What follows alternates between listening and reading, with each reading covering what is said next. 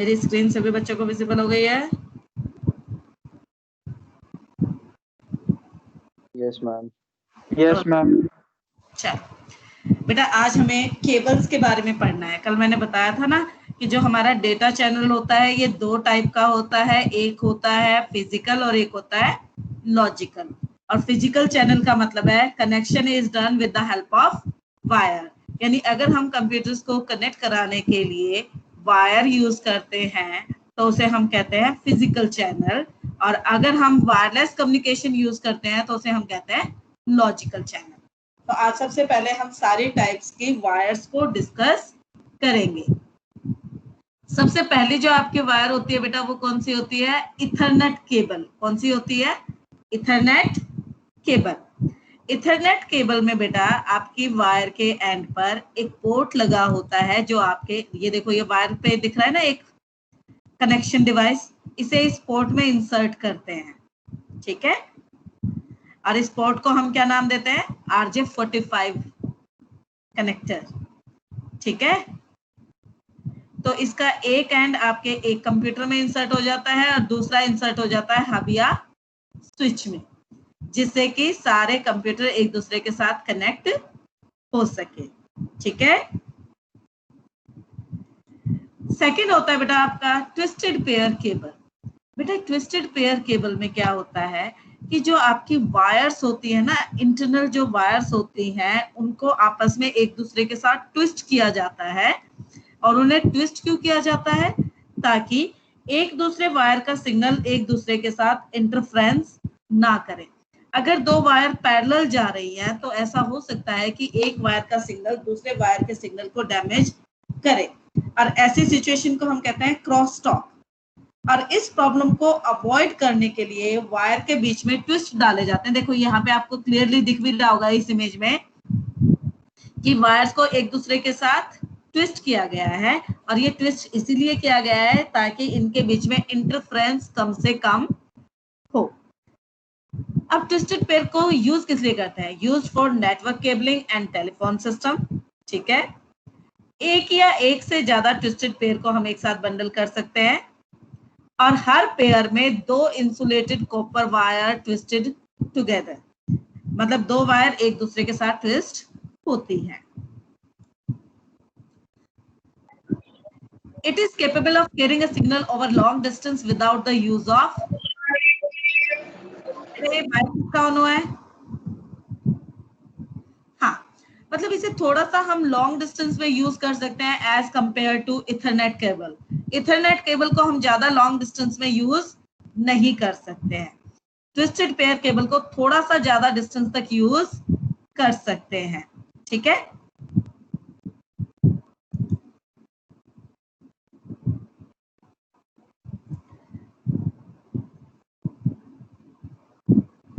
Twisted pair cable हमारी दो type की होती है बेटा, एक होती है अनशील्डेड ट्विस्टेड पेयर और एक होती है shielded twisted pair. Unshielded twisted pair में individual pairs are not shielded and it is a low cost cable। मतलब जो आपकी कॉपर वायर होती हैं, जो इंडिविजुअल पेयर होता है उनके ऊपर अलग से शील्ड नहीं लगी होती है। अगर चार पेयर हैं तो वो चार पेयर एक ही जैकेट के अंदर इंसर्ट होंगे, जबकि शील्डेड ट्विस्टेड पेयर में क्या होता है, हर पेयर को सेपरेटली शील्ड किया जाता है। यानी अगर जैसे वहां पर चार पेयर है तो चारों पेयर को अलग अलग जैकेट के अंदर इंसर्ट करके तब मेन जैकेट में इंसर्ट किया जाता है, ठीक है। लेकिन बेटा इसकी सबसे बड़ी प्रॉब्लम पता है क्या है? ये बहुत जल्दी डैमेज हो जाती है, ठीक है। और इसे लॉन्ग डिस्टेंस में यूज करने के लिए सपोर्टर्स की रिक्वायरमेंट पड़ेगी। लाइक अगर मैं यहाँ से लेके नजफगढ़ तक ट्विस्टेड पेयर केबल यूज करना चाहती हूँ तो बेटा इतने लंबे रूट में ये हवा में अपने आप तो टिकेगी नहीं। इसको सपोर्ट देने के लिए आपको कुछ पिलर वगैरह यूज करने पड़ेंगे, ठीक है। नेक्स्ट आ जाता है बेटा आपका कोएक्सियल केबल। कोएक्सियल केबल जो आजकल हम लोग केबल में यूज करते हैं उसे कहते हैं, ठीक है बेटा। इसमें एक मेन सिंगल कॉपर वायर होती है जिसके ऊपर तीन लेयर होती है। सबसे पहले एक इंसुलेटेड मटेरियल होता है, फिर उसके ऊपर एक लोहे की जाली होती है, फिर उसके ऊपर एक और आउटर कोटिंग होती है। ये सारा काम इसलिए होता है ताकि जो मेन आपका कंडक्टर है जिसपे आपका डेटा ट्रेवल करेगा उसकी सिक्योरिटी हो सके और इसमें डेटा लॉस के चांसेस जो है वो कम से कम हो। ये देखो यहाँ पर जो मेन सेंटर कोर आपको दिखाई दे रहा है, ये वो कॉपर वायर है जिसके ऊपर एक्चुअली आपका डेटा ट्रेवल करता है। इसकी सिक्योरिटी के लिए इसके ऊपर पहले एक इंसुलेटर लगा है, फिर इसके ऊपर एक लोहे की जाली होगी, फिर इसके ऊपर एक और प्लास्टिक की जैकेट होगी। यानी जो आपका कॉपर कंडक्टर है उसकी सिक्योरिटी के लिए 3 लेयर बनी है, तो डेफिनेटली इसका वेट इंक्रीज होगा। अब जब ये हैवी वेट होगी तो डेफिनेटली इसकी कॉस्ट भी बढ़ेगी। ठीक है, अगर आपसे पूछा जाए ट्विस्टेड पेयर और कोएक्सियल में क्या डिफरेंस है, तो ट्विस्टेड पेयर केबल आपकी चीप होती है जबकि कोएक्सियल थोड़ी सी एक्सपेंसिव होती है। ट्विस्टेड पेयर केबल जो होती है वो लाइट वेट होती है जबकि आपकी कोएक्सियल हैवी वेट होती है। ठीक है, twisted pair cable easy to install होती है जबकि कोएक्सियल थोड़ा सा डिफिकल्ट होती है। ठीक है, आपको 3 फिजिकल जो लेयर बताई है ट्रांसमिशन मीडिया, वो तीनों यहाँ पर मैं आपको एक्सप्लेन कर चुकी हूँ। अब इसकी एडवांटेज एंड डिसएडवांटेज देख लेते हैं। Capable of carrying a signal over long distance without the use of repeater, यानी कोएक्सियल केबल में आपको रिपीटर की रिक्वायरमेंट नहीं होती है। Data transmission is better than twisted pair cable and can be used as basic for a shared cable network and can use for broadband transmission। और disadvantage आपकी सीधी क्या आ गई है, expensive compared to twisted pair cable and it is not compatible with the twisted pair cable। यानी हम ऐसा नहीं कर सकते कि नेटवर्क का कुछ पार्ट हम ट्विस्टेड पेयर केबल से इंप्लीमेंट कर दे और कुछ कोएक्सियल से, क्योंकि ये दोनों एक दूसरे के साथ सपोर्ट नहीं करती हैं। ठीक है बेटा, अब जो नेक्स्ट हमारी केबल आती है वो आती है बेटा optical fibre cable. Optical fibre cable में क्या होता है बेटा, एक ग्लास जैसा मटेरियल होता है, ग्लास जैसे मटेरियल का पाइप होता है जिसके अंदर आपका डेटा ट्रेवल करता है in the form of light. किस फॉर्म में ट्रेवल करता है, लाइट की फॉर्म में ट्रेवल करता है। और हम ये बात अच्छी तरह से जानते हैं कि लाइट की स्पीड ज्यादा होती है, यानी ऑप्टिकल फाइबर केबल में हमें स्पीड भी कैसी मिलेगी, ज्यादा मिलेगी, है ना। अब इसके मेन पॉइंट्स क्या है कि ऑप्टिकल फाइबर केबल में light used to send signals, ठीक है, कोर थिन ग्लास और प्लास्टिक स्ट्रैंड यूज होती है, surrounding by insulating glass cladding and protective coating, यानी उस ग्लास मटेरियल लाइक पाइप के ऊपर एक प्लास्टिक की कोटिंग होती है ताकि उसे सिक्योर किया जा सके। कैरीज मैनी सिग्नल्स, यानी आप एक साथ मल्टीपल सिग्नल्स को इसमें सेंड कर सकते हो। इसमें स्पीड ज्यादा होती है, लेस नॉइस होती है, स्मॉलर साइज होता है, एक्सपेंसिव होती है और डिफिकल्ट टू इंस्टॉल होती है। यानी अगर ऑप्टिकल फाइबर केबल्स को यूज करना है तो उसके लिए प्रॉपर टेक्नीशियंस की रिक्वायरमेंट होती है। ठीक है, फाइबर ऑप्टिक केबल में आपने इस तरह के आजकल मार्केट में जो दिवाली के टाइम पे कुछ शोपीस टाइप के आते हैं, जैसे उसमें प्लास्टिक की तार से निकले होते हैं और जब आप उसे लाइट से कनेक्ट करते हो तो उन तारों में बिजली जलती है, वो आपके फाइबर ऑप्टिक्स का एग्जाम्पल है। आपने कुछ इस तरह के तार देखे होंगे जैसे पिक्चर में दिखाई दे रहे हैं, शोपीस में से निकलते हुए, देखे हैं नहीं देखे बच्चों? देखिए लड़ी में भी, हाँ लड़ी में भी होते हैं। Light is electromagnetic and can transmit more information down a signal strand, यानी एक ही पाइप में हम मल्टीपल सिग्नल्स को सेंड कर सकते हैं। It can send a wider set of frequencies, यानी एक ही पाइप में मल्टीपल फ्रीक्वेंसीज हो सकते हैं और हर फ्रीक्वेंसी पे अलग अलग सिग्नल्स को सेंड किया जा सकता है। Each cable can send several thousand phone conversation और computer communication, यानी जब मल्टीपल यूज होगा तो डेफिनेटली इसमें हमें स्पीड भी ज्यादा मिलती है। देखो कॉपर केबल का कितना हैवी स्ट्रक्चर है, जबकि ऑप्टिकल फाइबर कितनी पतली सी दिखाई दे रही है। और इसी में आपका 1 मिलियन कॉल तक हम कर सकते हैं, जबकि उसमें कितने कॉल हो सकते हैं? मैक्सिमम 50 कॉल हो सकते हैं। ठीक है,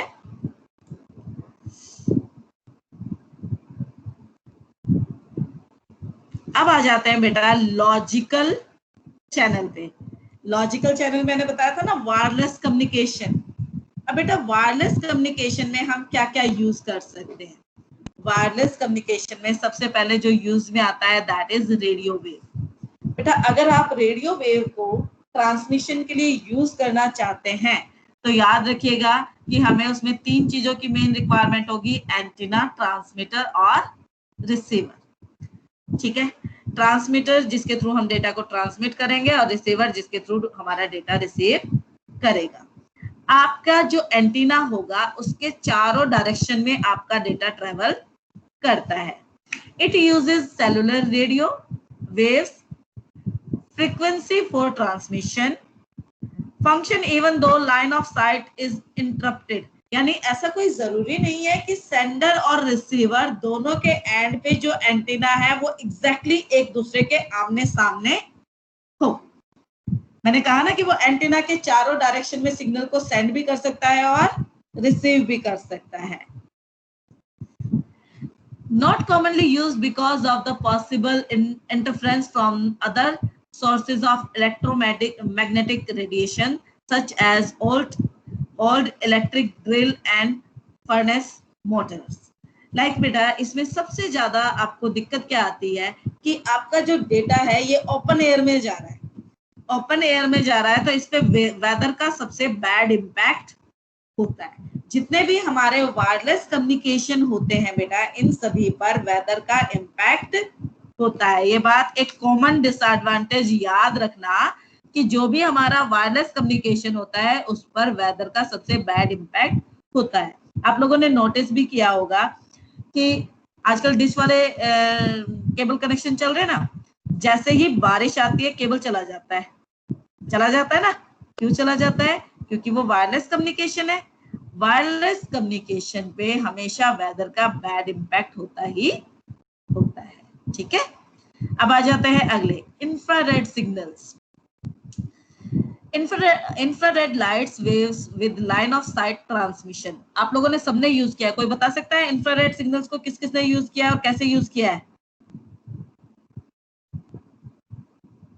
बताओ भाई, किसी ने यूज किया है नहीं किया? क्या बोला? अरे मेरे पगलो, रिमोट सभी यूज करते हो ना। जब आप टीवी के एकदम सामने उस लाइट के सामने करके रिमोट को बटन को प्रेस करते हो तब आपका चैनल चेंज होता है, आपका क्या कहते हैं साउंड इंक्रीज होता है, डिक्रीज होता है। ये सभी किसका एग्जांपल है? इंफ्रारेड का। लेकिन एक बात याद रखना बेटा, इंफ्रारेड की सबसे बड़ी डिसएडवांटेज ये है कि इसे बिल्कुल स्मॉल एरिया में यूज कर सकते हैं। आप नोटिस करो कि अगर आप दूसरे कमरे में जाके रिमोट यूज करोगे तो टीवी का चैनल चेंज नहीं होता है। यानी इंफ्रारेड जो है वो वायर वॉल को क्रॉस नहीं कर सकती, दीवार को क्रॉस नहीं कर सकती। इसे हम सिर्फ और सिर्फ with in the room use कर सकते हैं, उससे बाहर इसे यूज नहीं कर सकते हैं। ठीक है बच्चों, अगला जो आपका इंफ्रारेड का अगला जो आपका एग्जांपल है वो है बेटा सैटेलाइट कम्युनिकेशन, माइक्रोवेव कम्युनिकेशन। अगला किस चीज का एग्जांपल है आपका? माइक्रोवेव कम्युनिकेशन का यहाँ पे एग्जांपल दिया है। देखो बेटा, जब हमें लॉन्ग डिस्टेंस में कम्युनिकेट करना है तो हम माइक्रोवेव स्टेशंस को माइक्रोवेव कर सकते हैं। कौन बोला ये बीच में? बेटा माइक को म्यूट करो एक बार। फोटो नहीं दिख रहा। फोटो नहीं विजिबल हो रहा है? क्यों, मेरी स्क्रीन दिखाई नहीं दे रही है? हम कह रहे जूम कर दो। जूम कर दूं? जस्ट अ मिनट, अभी जूम करती, रुको।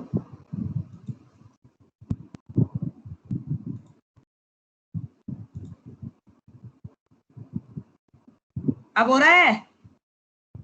Yes ma'am. हाँ बेटा, बेटा ये तो एग्जांपल आपका सैटेलाइट कम्युनिकेशन का है, माइक्रोवेव कम्युनिकेशन का नहीं है। वेट,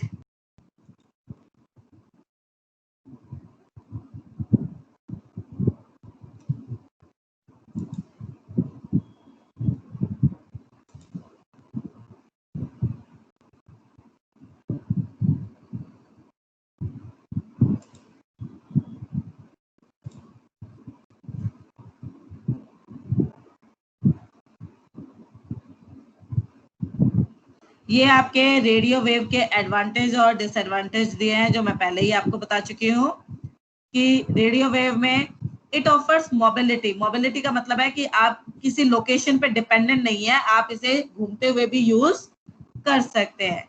चीपर है, offers freedom from land acquisition rights. मैंने कहा ना, जब हम लॉन्ग डिस्टेंस में अगर कम्युनिकेशन करना चाहते हैं और वायर यूज करते हैं तो हमें वायर बिछानी पड़ेगी। अब वायर अगर किसी की लैंड के ऊपर से जा रही है तो उसके लिए आपको परमिशन लेनी पड़ती है और वो परमिशन आपको फ्री ऑफ कॉस्ट नहीं मिलती है। Ease of communication over difficult terrains, यानी ऐसी लोकेलिटी जहां पर वायरिंग पॉसिबल नहीं है वहां पर हम रेडियो वेव को यूज कर सकते हैं। यहाँ पर आपको डिसएडवांटेज भी मेंशन है, इनसिक्योर कम्युनिकेशन, और इस पर वेदर का बैड इम्पैक्ट होता है जो कि मैं आपको ऑलरेडी बता चुकी हूँ। माइक्रोवेव, बेटा माइक्रोवेव में मैं इसका एक बार स्ट्रक्चर समझा दूं पहले आपको।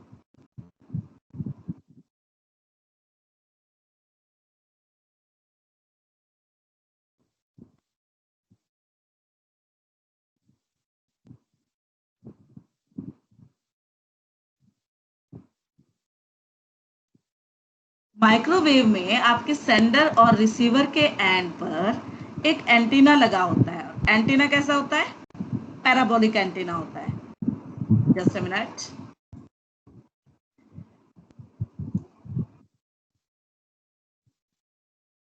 सेंडर के एंड पे और रिसीवर के एंड में, एक इसमें सेंडर है और एक आपका रिसीवर है, ठीक है।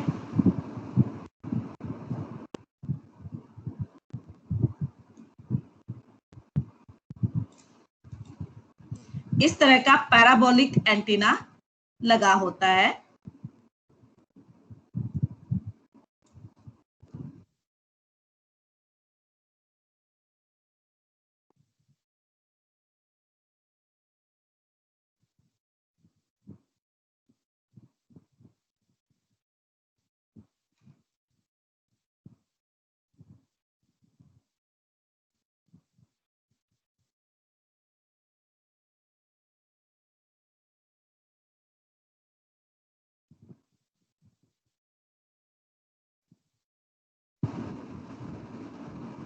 एक मिनट बेटा, इस पे ड्रॉ करने में थोड़ा सा टाइम लग रहा है।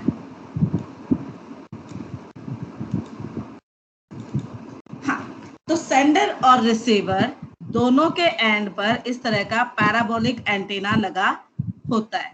लेकिन ये पैराबोलिक एंटीना जो है वो एग्जैक्टली एक दूसरे के आमने सामने होना चाहिए। अगर ये दोनों के बीच में कोई ऑब्जेक्ट आ जाता है, बिल्कुल एक दूसरे के आमने सामने होना चाहिए।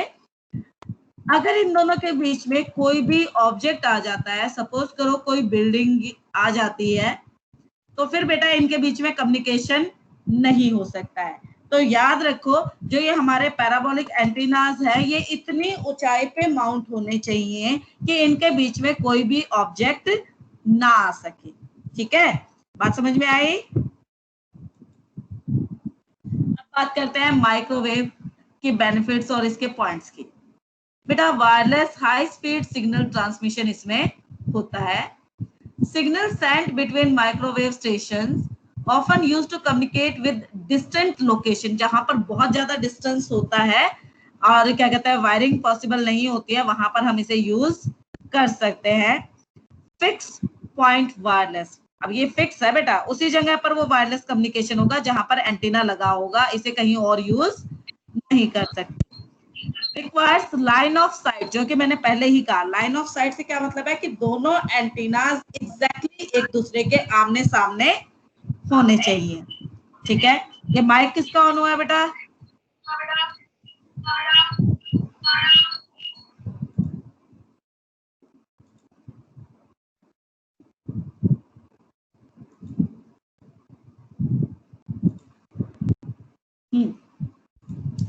ठीक है। Now communication satellite, satellite receive microwave signals and amplify, मतलब पहले उसे रिसीव करता है, फिर एम्पलीफाई करता है, फिर इसे रीट्रांसमिट करता है over wide area to a number of land based station. ठीक है,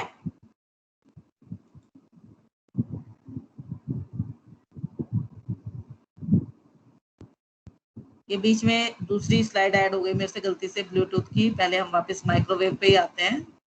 हाँ, microwave signals are used to transmit data without the use of cable. It consist of a transmitter, receiver and atmosphere. Obviously जब भी हमारा data waves के और signals के form में ओपन एयर में जाता है तो उसके ऊपर एटमॉस्फेयर का तो इम्पैक्ट रहेगा ही रहेगा। अब इसके एडवांटेज क्या है? चीपर है क्योंकि वायर हमें यूज नहीं करना पड़ रहा है। Offer freedom from land acquisition right, वही पॉइंट आ गया आपका। Ease of communication over difficult terrains, ये भी वही पॉइंट आ गया। Ability to communicate over oceans, यानी समुद्र पार भी हम इसके थ्रू कम्युनिकेट कर सकते हैं। इसके disadvantage, insecure communication, susceptible to weather, bandwidth allocation is extremely limited, cost of design, implementation and maintenance is high। ठीक है, अब आ जाते हैं नेक्स्ट बेटा सैटेलाइट कम्युनिकेशन पे। देखो बेटा, अब हम जब लॉन्ग डिस्टेंस में माइक्रोवेव कम्युनिकेशन यूज करते हैं तो हम इस बात की कोई सिक्योरिटी नहीं दे सकते कि दोनों के बीच में कोई ऑब्जेक्ट नहीं आएगा। मैंने पहले ये बात कही ना कि माइक्रोवेव कम्युनिकेशन में सबसे बड़ा मेन पॉइंट ये है कि सेंडर और रिसीवर के एंड पर जो एंटीनास लगे हैं वो बिल्कुल उनके मुखड़े जो हैं एक दूसरे के आमने सामने होने चाहिए। लेकिन जब हम बहुत ज्यादा डिस्टेंस में यूज करते हैं तब हम इस बात की सिक्योरिटी नहीं दे सकते कि उन दोनों के बीच में कोई ऑब्जेक्ट नहीं आएगा। In that situation we prefer to use satellite communication. क्या यूज करते हैं आप? सैटेलाइट कम्युनिकेशन यूज करते हैं। Satellite communication is special case of microwave relay system. Satellite communication use the synchronous satellites to relay the radio signal transmitted from the ground station। मतलब क्या होता है, अभी तक तो माइक्रोवेव में क्या था, सेंडर और रिसीवर दोनों के मुखड़े एक दूसरे के आमने सामने थे। इसमें ऐसा नहीं होता है। इसमें आपका, एक मिनट, हाँ दिखाई दे रहा है ना? देखो बेटा, ये सेंडर है जहां पर मेरे माउस का कर्सर है, ये रिसीवर है। इन दोनों एंटीनास का जो चेहरे हैं वो एक दूसरे के सामने ना होकर इसे किसके साथ अलाइन किया गया है? इसको अलाइन किया गया है सैटेलाइट के साथ। यानी सेंडर अपने सिग्नल्स को किसके ऊपर फ्लैश करेगा? सैटेलाइट के ऊपर फ्लैश करेगा, यानी इस पर। और फिर सैटेलाइट उस सिग्नल को वापस किसके पास भेजेगा? रिसीवर के पास भेजेगा। यानी अब सेंडर और रिसीवर दोनों को एक दूसरे के आमने सामने अलाइन करने की जरूरत नहीं है, बल्कि उन्हें किसके साथ अलाइन करने की जरूरत है? सैटेलाइट के साथ अलाइन करने की जरूरत है। क्योंकि हम सैटेलाइट के साथ तो अलाइन कर सकते हैं कि उनके बीच में हमें ऊपर आकाश की साइड को सैटेलाइट के साथ उसका अलाइनमेंट करना है, आमने सामने करने की रिक्वायरमेंट नहीं है। ठीक है,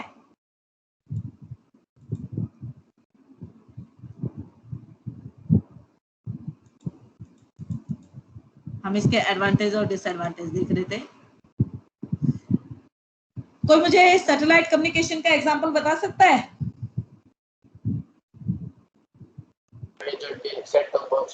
वेदर फोरकास्ट। वेदर फोरकास्ट हो गया। आप लोग जो लाइव टीवी देख रहे हो, कहीं पर इवेंट चल रहा होता है और एट द सेम टाइम कहीं और बैठ के आप टीवी पे उसे देख सकते हो, आईपीएल। यस, वो भी आपका सैटेलाइट कम्युनिकेशन का ही एग्जांपल है। ठीक है बच्चों, लेकिन बेटा ये बात याद रखना, सैटेलाइट कम्युनिकेशन के लिए हर एक ऑर्गेनाइजेशन की पॉसिबिलिटी नहीं है कि वो अपना पर्सनल सैटेलाइट हायर कर सके, तो ये थोड़ा सा एक्सपेंसिव होता है। ठीक है, area coverage through satellite is quite large. Definitely जब सैटेलाइट से है तो हम इसे कहीं से कहीं भी कम्युनिकेट कर सकते हैं, ये ज्योग्राफिकल एरिया डिपेंडेंट नहीं है। The laying and maintenance is easy and inexpensive। बेटा वायरिंग के कंपैरेटिवली तो इसका मेंटेनेंस थोड़ा सा इजी होता है।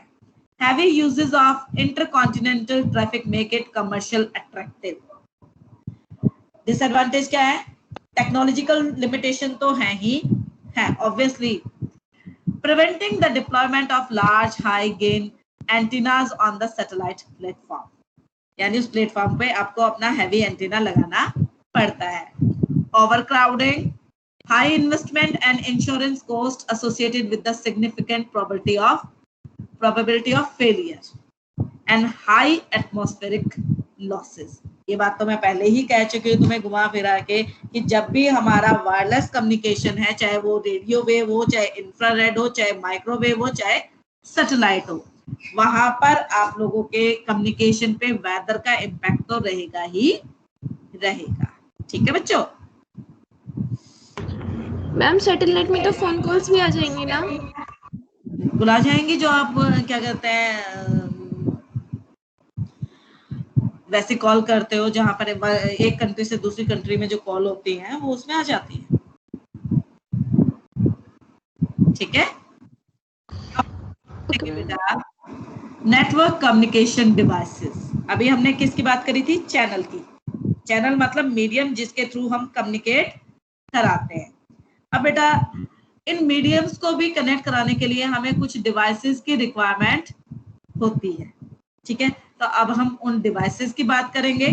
सबसे पहला मॉडेम की रिक्वायरमेंट। मैंने कल भी आपको ये बात बताई थी कि मॉडेम हमारा एक कम्युनिकेशन डिवाइस होता है और इसका पर्पस क्या होता है?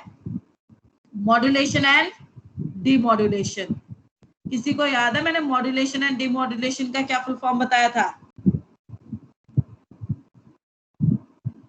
मॉड्यूलेशन का मतलब क्या होता है?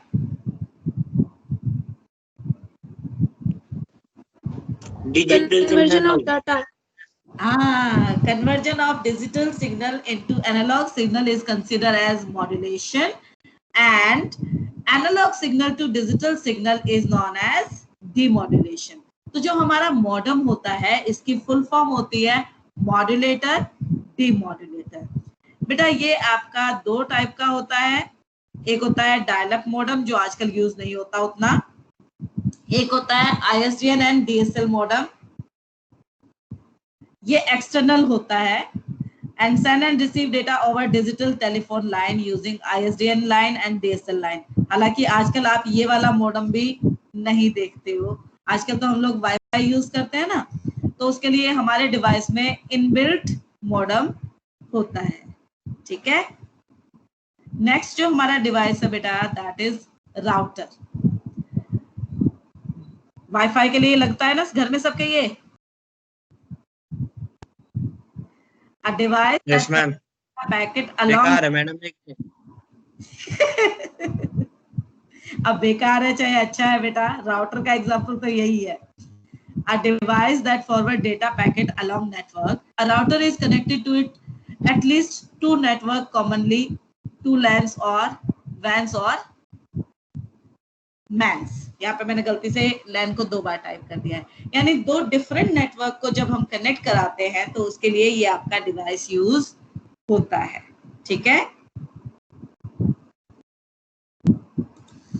अब यहाँ पे राउटर के बारे में बताया है कि router is a device that forward data packets along networks, यानी मल्टीपल नेटवर्क्स के बीच में ये डेटा कम्युनिकेट करता है। Connect multiple computers and router together, मतलब एक राउटर के साथ हम दूसरा राउटर भी कनेक्ट करा सकते हैं।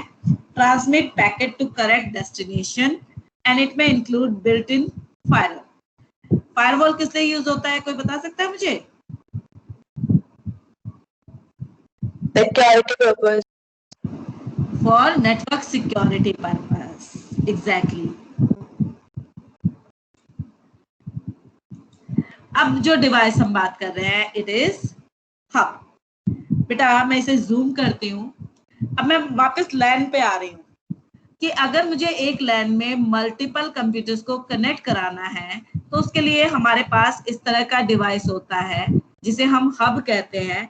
बेटा इस हब के यहाँ पर आपको ये पोर्ट्स दिखाई दे रहे हैं, यहाँ पर जितने पोर्ट्स हैं इसका मतलब है इस हब के साथ हम नेटवर्क में इतने डिवाइसेस को कनेक्ट कर सकते हैं। ठीक है, अब एक मिनट, मेरी बैटरी डाउन हो गई है लैपटॉप की, जरा मैं चार्जर लगा दूं इसका।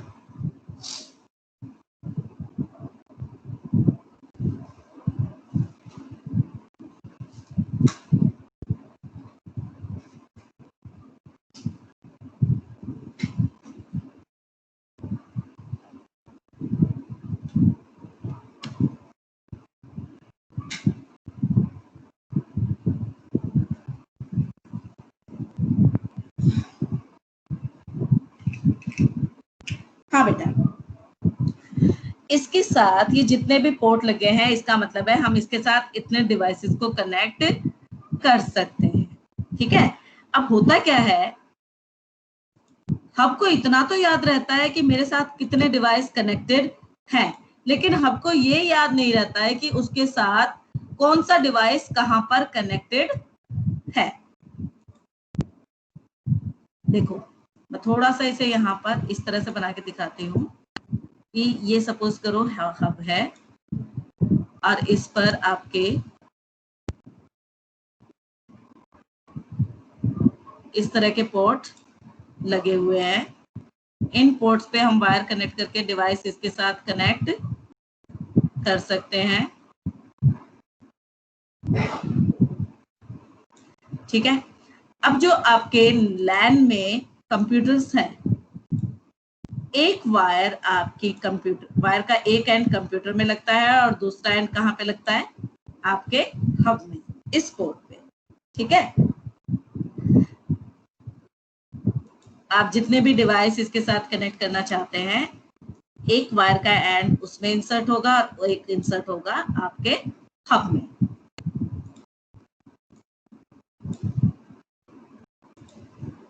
इस तरह से। ठीक है, अब बेटा सपोज करो मैंने ये 3 कंप्यूटर्स को कनेक्ट करा दिया है। एक का कंप्यूटर का नाम है ए, एक कंप्यूटर का नाम है बी और एक कंप्यूटर का नाम है सी।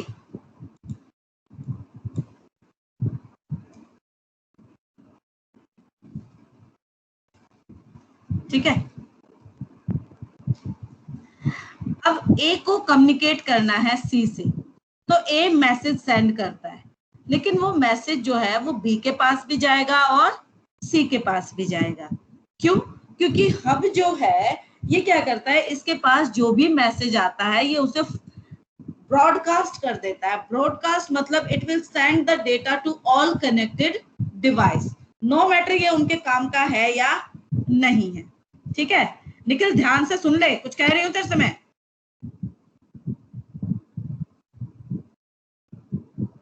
अब ये मैसेज जो है सुना सबने है, सबने सुना है ना, लेकिन इसका इम्पैक्ट सिर्फ किस पे होगा, निखिल पे होगा। इट इज ब्रॉडकास्ट, कि मैसेज गया सबके पास है, बट उसे होल्ड वही करेगा जिसके वो काम का मैसेज है, बाकी सब उसे क्या कर देंगे, इग्नोर कर देंगे। ठीक है, बात समझ में आई ब्रॉडकास्ट में कैसे होता है?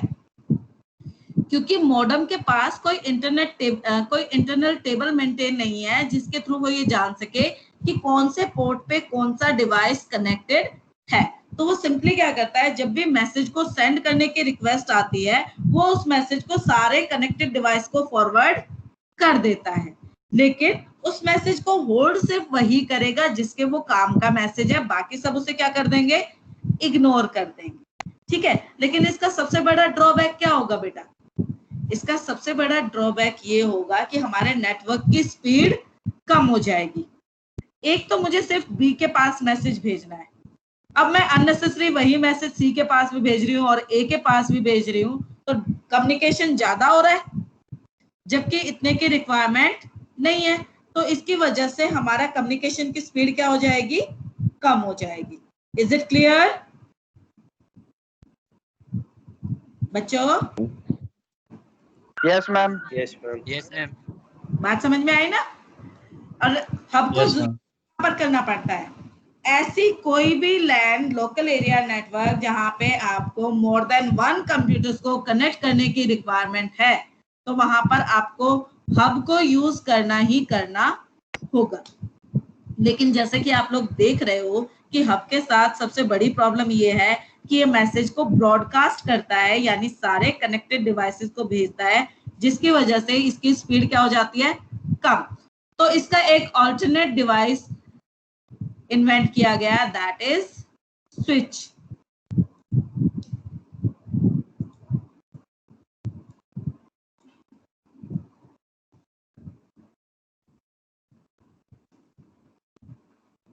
स्विच बेटा, स्विच जो है देखने में तो हब की तरह ही लगता है। मैं यही एग्जांपल अब आपको स्विच के लिए दे दूंगी कि सपोज करो ये स्विच है, तो अब आप कहोगे कि हब भी ऐसा ही था, स्विच भी ऐसा ही था, तो फर्क क्या है? बेटा स्विच में आपके इंटरनली एक टेबल मेंटेन होती है जो अपने आप में ये याद रखता है कि पहले पोर्ट पे कौन सा डिवाइस कनेक्टेड है, दूसरे पोर्ट पे कौन सा डिवाइस कनेक्टेड है और तीसरे पोर्ट पे कौन सा डिवाइस कनेक्टेड है। इस तरह से इंटरनली एक टेबल मेंटेन करता है। बेटा 1 मिनट होल्ड करना। हेलो, हाँ जी, गुड मॉर्निंग मैम।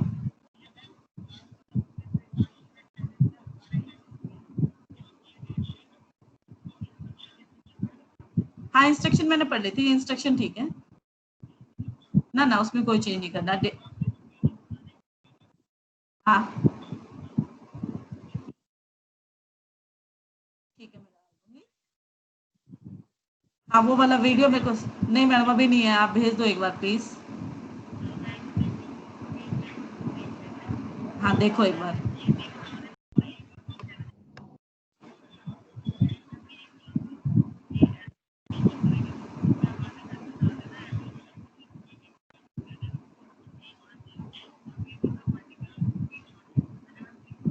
बस ठीक है।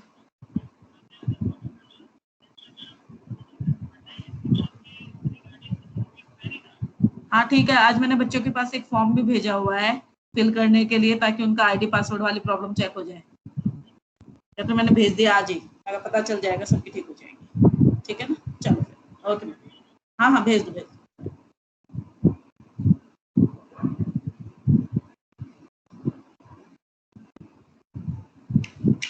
सॉरी बेटा।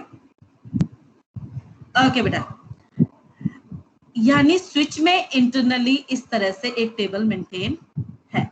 अब सपोज करो ए को सी से बात करनी है तो स्विच को मालूम है कि सी थर्ड पोर्ट पर कनेक्टेड है, तो स्विच जो है वो उस मैसेज को सीधा सीधा सी थर्ड पोर्ट पे ही सेंड करेगा, बाकी पोर्ट पे सेंड नहीं करेगा। यानी इसमें जो बाकी कनेक्टेड डिवाइसेस हैं उनके पास मैसेज फॉरवर्ड नहीं होगा, जिसके लिए मैसेज है सीधा सीधा उसी के पास मैसेज जाएगा। अब सपोज करो मुझे दीपाली से कोई बात करनी है, तो मैं दीपाली को अगर मैं पर्सनली कॉल करती हूँ तो जो भी बात होगी वो मेरे और दीपाली के बीच में होगी, बाकी जो यहाँ पे पार्टिसिपेंट्स है उन्हें उस बात का पता नहीं चलेगा। जबकि ब्रॉडकास्ट में क्या था, मैंने जब यहाँ पे बात की तो आप जितने कनेक्टेड हो सबने सुना था कि मैंने निखिल को कुछ कहा है, ठीक है, मैसेज सबके पास गया बट रिसीव उसने किया जिसके लिए था, ठीक है। बट स्विच में क्या होता है, मैसेज भेजा ही उसको जाता है जिसके लिए वो मैसेज है, बाकी को वो मैसेज सेंड नहीं किया जाता है। इससे हमारी नेटवर्क की स्पीड क्या होती है, इंक्रीज हो जाती है। Is it clear? हाँ भी बच्चों, यस मैम। बात समझ में आ रही है ना? Yes ma'am. ओके, तो अब आगे देखते हैं। ये देखो आपका स्विच देखने में बिल्कुल हब की तरह ही लगता है ना, इसमें भी वैसे ही पोर्ट है जैसे आपके हब में थे।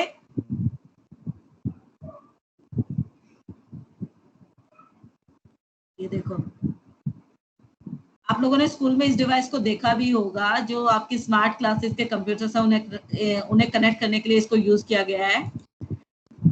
Switch is used to connect separate network and filter the traffic over those networks so that the data is transmitted through the most efficient route. To serve as the endpoint in the network, sending and receiving data, to provide network attachment to the end system and intelligent switching of the data within the LAN. Intelligent क्यों है? क्योंकि ये सिर्फ उसी को message भेजेगा जिसके लिए मैसेज है, बाकियों को ये मैसेज नहीं भेजेगा। ठीक है बेटा, आज के लिए इतना काफी है। Yes ma'am. यस मैम, सारे यस मैम। चलो ठीक है, जितना मैंने पढ़ाया है एक बार इसकी वीडियो को दोबारा देख लेना, क्योंकि नोट्स मैं इसके कल सेंड करूंगी आपको, क्योंकि कल ये टॉपिक पूरा हो जाएगा, उसके बाद ही सेंड करूंगी इसका। ठीक है, तो now you can leave. Video करोगे मैम? मैम हाँ वीडियो भेज रही हूँ बेटा अभी। मैम हाँ बोलो बेटा।